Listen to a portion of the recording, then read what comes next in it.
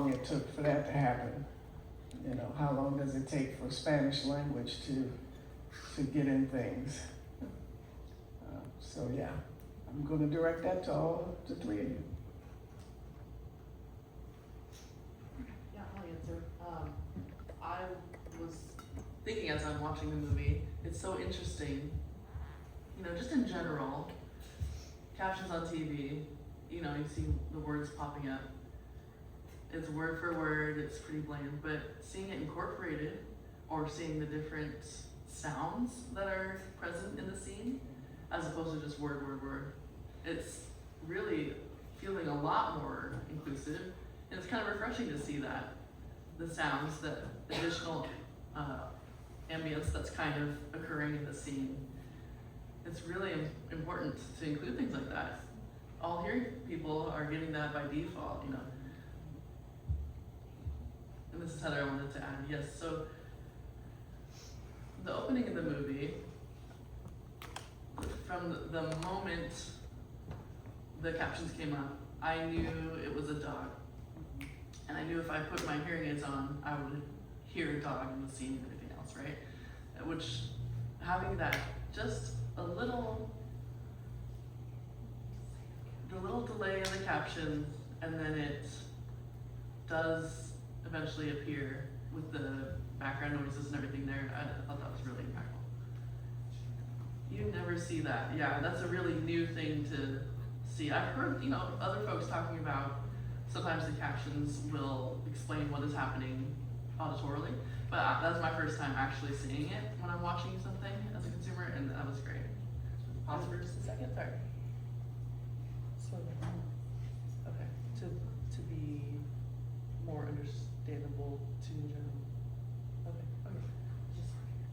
okay. Okay, yeah, I'm just trying not to do the feedback thing.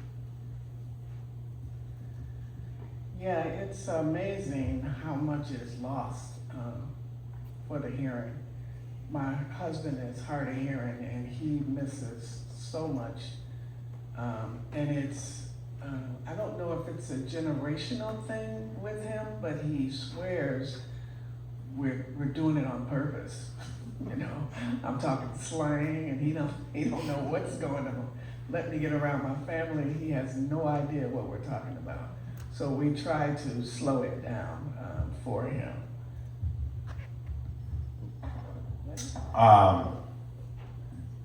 How, something about access, right? Accessibility. Accessibility. That's one of the A's of trauma-informed language and yoga that I use. Accessibility agency. There's another one. And as it relates in the work that I do, I would say with children, the preschool to prison pipeline and the foster care to prison pipeline is huge. And we don't address young people as whole, capable, complete, and capable and brilliant and resilient. And we're like pathologizing them. Do I need to slow down? Just want to keep going. Man, the kids, y'all. We're not meeting them. We're forcing them into something that is cutting off parts of their brilliance. Sugar, right? Like if your kid sits down and eats pancakes with orange juice and a cup of milk and the syrup and the waffles, that's like thousands of grams of sugar. And then they are asked to go to school and sit down and not play first and not exert that energy. And I'm invested in people's nervous system. That's my biggest investment, y'all, as I see you humans out here in the crowd, investing in people's nervous system. Because when you're regulated and you're connected to that, you in that calm, that peace, you can learn so much more. It actually integrates at a deeper level when your nervous system is at a place that is peaceful. And so, yeah, with the kids starting in school, more honoring, my Triple H is not a wrestler, honoring humanity holistically. How do we set aside?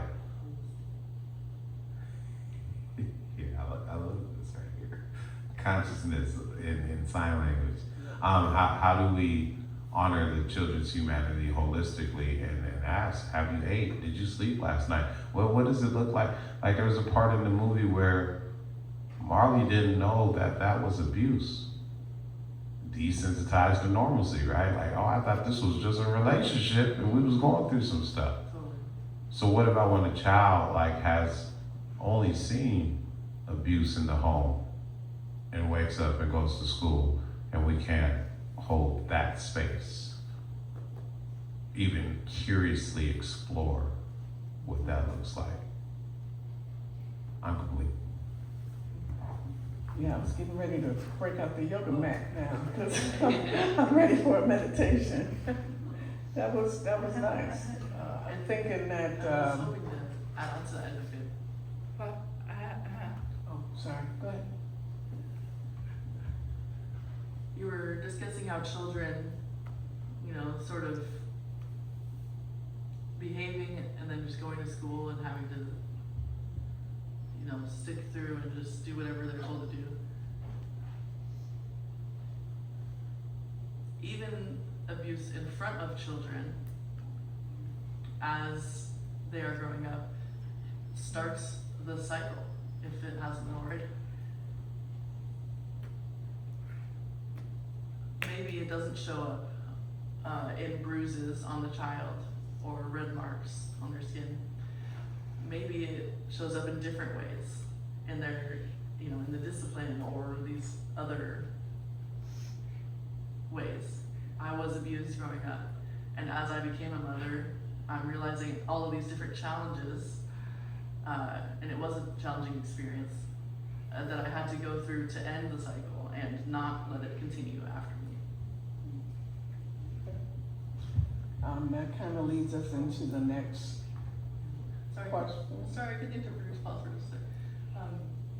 Is that okay? Yeah, we're gonna switch. We're gonna switch real quick. Everybody get up and switch or something, like stand up, shake your ass. Y'all so serious.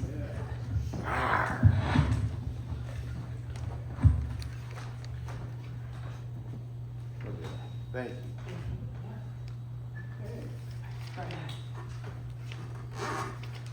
So as we're talking about children and accessibility, I think it's important that we talk about voice and how do we listen in order to strengthen people. So this question is next. Both of your experiences challenge traditional ideas of strength, whether through redefining masculinity or reclaiming autonomy after abuse. What does voice look like in spaces where people have historically been silenced? And how does that differ from how society typically defines it? That's for you, Falaji, and Heather. Let me start so I can be quick. Voice, diminished voice, that I have a platform. For just a moment.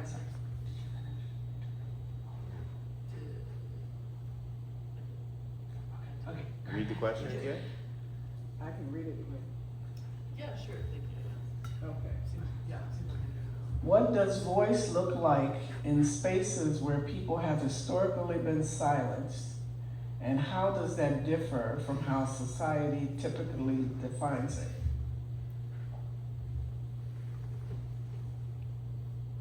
Voice for the incarcerated women that I go see on Saturdays at Purdy, Gig Harbor. I go in there for yoga. They love me for my representation, but I talk, it's longer than a yoga class, so we talk for 45 minutes. And I find out other things about their poetry, their passion, their education. Knowing that I'm sitting in an all-femme space with survivors of all type of oppressive squeezings of the construct. Stay tuned for my book. And then I have a platform outside where I go to open mics and have underground microphone where incarcerated women and men can call my phone and I can plug it into the Bluetooth or the aux cord, and their voice is freed. I got to do this on the Benner Royal Hall stage, and it was powerful because it's normal for me. It's something that I created because I didn't have that opportunity. What does the mother, the incarcerated mother's voice sound like? Have we even thought of that? It's about what you're exposed to. Who are you actually in relationship with? And what it normally looks like in society is you might hear from an incarcerated person when there's some bills coming out or they're back in front of the court and it's a high publicized case. I got gold on me somewhere.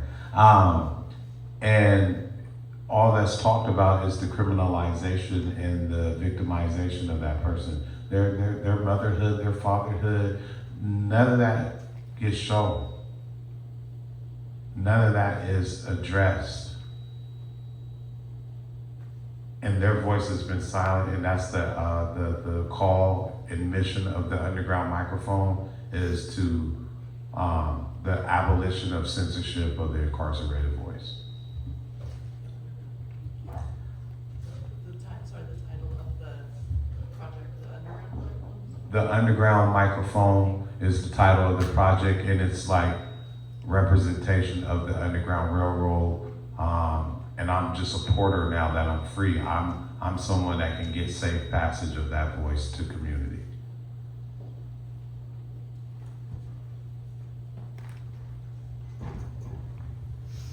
Yeah, that's deep.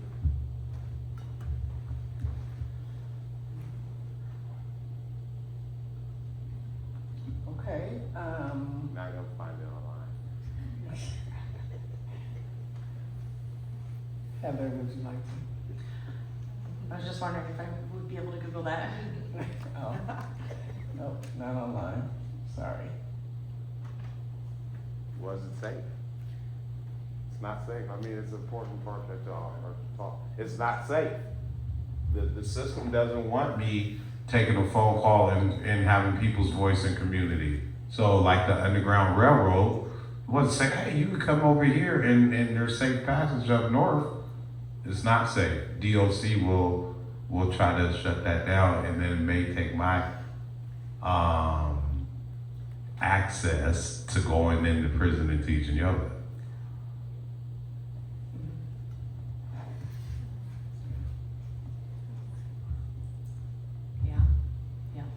Yeah. Okay, Heather, did you want to speak to that? Or- No, I'm okay. Okay.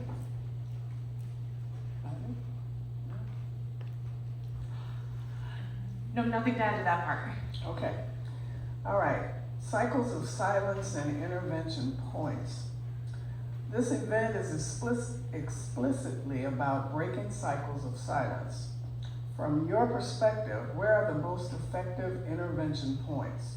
Early, mid-crisis, or long-term? And what tends to get missed? Riley.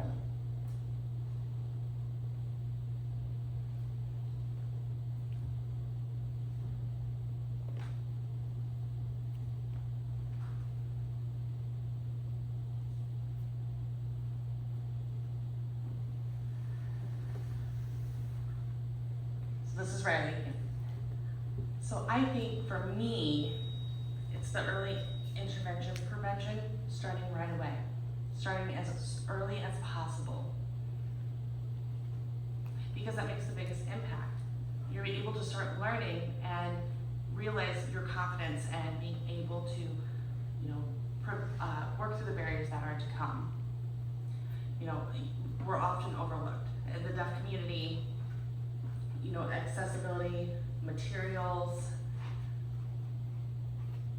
access to education, and available resources, the system doesn't include a lot of those things. It's not until after the fact, after things are already started.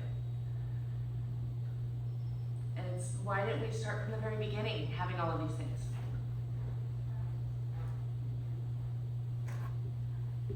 We should have the services and access to information from the very start. You know, the barriers, you know, we really need to get caught up and be able to think about long-term support, being able to focus on providing access to survivors and not just responding in the moments. Yeah. You do early intervention work? I say all the points, all three, yes. There was 3 things on there, I say yes to it all, because we don't know what we don't know until we know it. I think yes in the beginning, so that people can get the repetitions, like I'm shooting a basketball with my left hand, because I've never made a shot with my left hand. But I have to get the reps up to even get close. If we're not getting the reps as early as possible, and that, for young folks, that's young. And for some of us aging folks with grace, as soon as possible. And can we have, like, what does that look like? Because there's a thing, I'm trying to orient it to the feedback at the mic. There's a thing, like, what is normal? What was the metric of normal in America? I don't want to have that conversation right now. But what is normal? So then they cater to what's normal, regular. And if you're deaf, then it's not normal. And if you're black, it's not normal. And if you're mute, it's not normal. And if you're missing a finger. And so they never had no parameters in place to honor the humanity holistically of people that are not, by whose metric and standard, normal. What's the standard? Right? Yeah. Every time somebody says, what's wrong with them? I say, why don't you tell me what's right? Because you speaking about what's wrong informs me more where your brain's at than where that person that you're projecting on. What's normal? So I think at all stages, we must be students of the present moment, because something new's gonna come. We ain't figured it out. We ain't figured it out yet. I'm still scratching my head of why they're incarcerating children. So, I'm complete.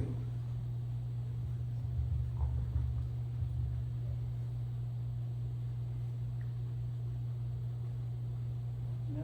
Yes. Okay. Do you want to add something? Yes. Other side. So one thing I wanted to add is, you know, with early intervention, I wanted to share a story about myself, just a little bit. It was actually a couple weeks ago.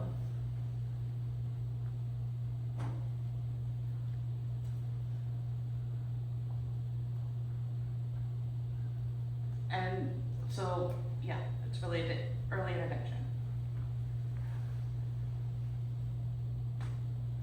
So I'm a caregiver for somebody who has an electric wheelchair. Their understanding is, and cognitive awareness is a little bit less than, and we typically get on the bus. And there's one thing that I noticed is that the driver did not get out and help connect up his or her wheelchair. And so before they left, you know, I said, wait a minute, you know, the bus started to move and he wasn't connected. I immediately noticed that, and I sent a text and reported the online, wherever the reporting system was, and made a complaint about that because they didn't finish what they were supposed to do.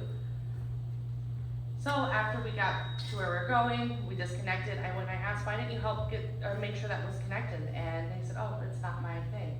And I said, actually, you know, this is part of your responsibility. You are to get out, come and hook up the wheelchair, make sure you're good to go before you drive. And I said, well, that's fine. I already reported you, no matter what you said. And so what's important is that you understand that, like, you're recognizing, you know, like, all of the things that are wrong, whether it is neglect, it's avoiding taking care of certain things. The moment you notice it, you take care of it. Because that also is considered like emotional abuse towards another person, right? It impacts them in so many different ways. And that's just a gentle reminder that if you say something, you know, do something. You interrupt into that situation and help be part of the solution. That's a great point. Okay, I'm gonna wrap it up with the last question for the panel. What is the one assumption you wish more people would question when it comes to deafness, trauma, or survivor experiences?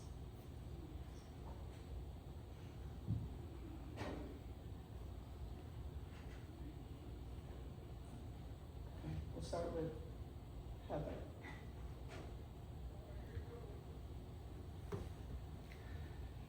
Oh. I think I'll let Riley Okay. comment on this. So really, sorry for me, I was trying to think because it's really important to get this across. Access often is think of something that is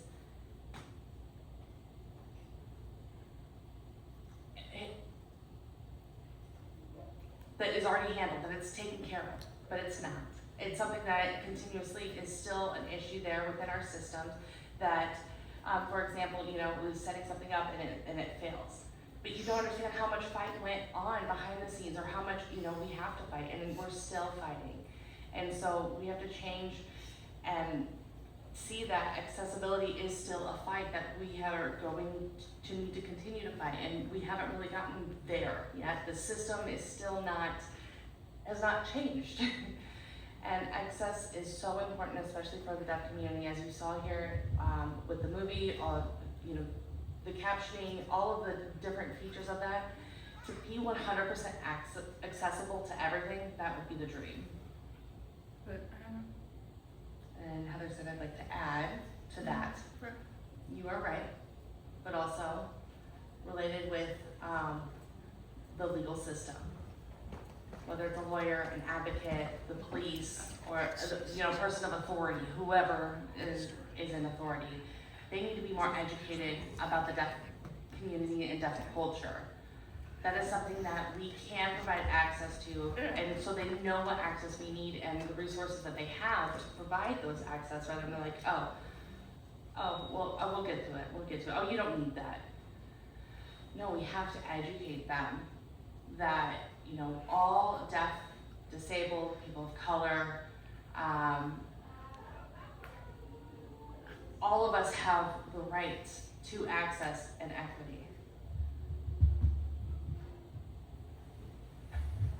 We gotta go, y'all.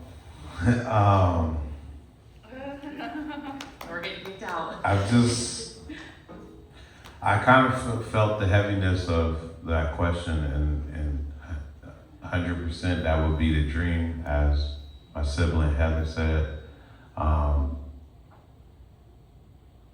In the systems made the metric and the rule and the benchmark for what's normal. And we keep trying to operate inside these systems, and they're never gonna get it right. It was designed what it looks like to be normal. If you're not normal, then you don't fit. When are we gonna create a community of care, a curriculum of care that centers the expertise of the people most impacted by the oppression? And I just want to say that, you know, the sure way to try to upset some of these narratives is to get involved. You can't sit back and think somebody else is going to do it. And the people who are doing it and advocating for everybody, they need support to continue doing that because they get burnt out. I'm not talking about me, but I am. They get burnt out, and we need to know that we're fighting for the right thing. So we need that support. And I really want to thank Sam for having this event and for bringing us all out together so that we can understand more. We won't understand unless we talk about it. And that's it. Thank you, everybody. Hey. Thank you. Thank you all for Thank coming. you everyone for coming. And we're all welcome to stay for the follow-up movie. Sure. One question. Come on, give it to us. So we didn't even hold sweat. What I see here is a design that's beginning to start to wake people up into the judicial system of what's not happening. And what is allowed as the norm is actually this abuse that's going on. And it's women, it's children, and it's all based around mental health. And if you look into the system, there's nothing for mental health other than drugging people to help them forget what's happened to them. And so I can see this movement being here, and like everybody here is going, well, where do you go and what do you do to make this change? Because I watch protesting go on, and I don't see the movements and I don't see the people jumping in to do it. So, like, and I've talked to social writers, and they have said, if the money and the grants aren't there, it's not gonna happen. And you can't make the difference in the judicial system unless you get the people in the judicial system to wanna make the difference and to wanna help with the mental health situation in our societies. And I don't know if I just got way too broad, No, that's actually a really great, because I I agree feel with what like you said. we have to go to the source, where the source is, and it begins in the mental health. Because nobody does the kind of abuse that they do if they're not having a situation, they're not neurologically capable of balancing themselves. You know, the abuser also has a situation that is a mental health situation, and they're not getting help to help stop it. I agree with what you're saying, but I disagree that the movement is not happening. The Well, movement is happening, and it's happening all over. And it's in little grassroots, little pockets. If you're anywhere on social media, you see it all happening.